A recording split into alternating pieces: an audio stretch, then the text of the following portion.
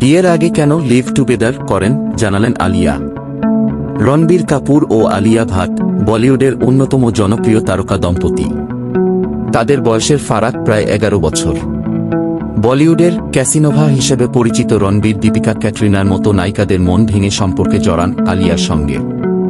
পারিবারিক সম্পর্কের জেরে ছোট থেকেই রণবীর কাপুরকে চিনতেন আলিয়া।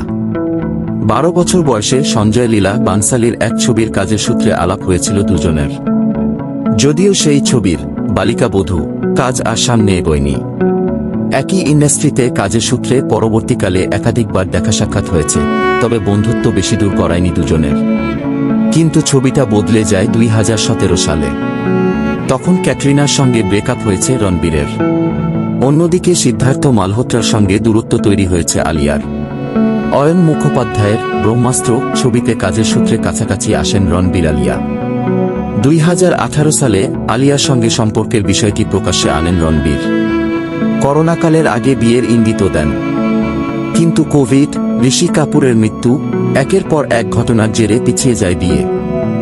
অবশেষে 2022 সালের এপ্রিল মাসে মুম্বাইয়ে নিজেদের অ্যাপার্টমেন্টেই বিয়ের পর্ব সারেন রণবীর আলিয়া।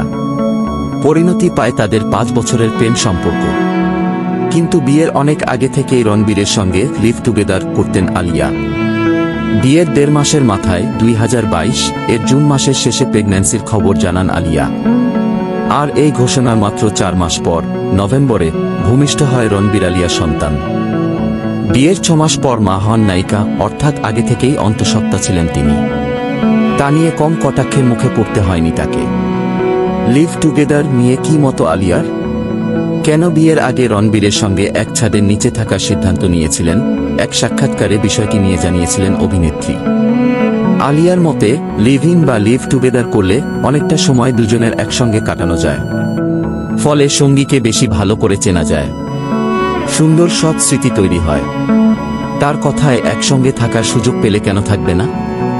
এভাবেই দুজনের একসঙ্গে থাকার অভ্যাস তৈরি হয়। তিনি আরও বলেন, আমরা বিয়ে করব ভেবে একসঙ্গে থাকতে শুরু করেছিলাম, কিন্তু করোনা মহামারী শুরু হলো, তাই ভাবলাম একসঙ্গে থাকা শুরু করি, তারপর বাকি বিষয় নিয়ে ভাবা যাবে।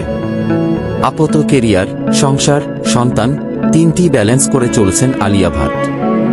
আলিয়ার শেষ রিলিজ রকি আউর রানী কি প্রেম কাহানি বক্স অফিসে ব্যাপক ব্যবসা করেছে। আগামীতে রাহার মাকে দেখা যাবে জিগরা ছবিতে। এই বছর সেপ্টেম্বরে মুক্তি পাবে ছবিটি। অন্যদিকে ব্রহ্মাস্ত্রের পর বানসালির ছবি তো ফের একসঙ্গে রণবীর রাহা। ছবির নাম লাভ অ্যান্ড ওয়ার।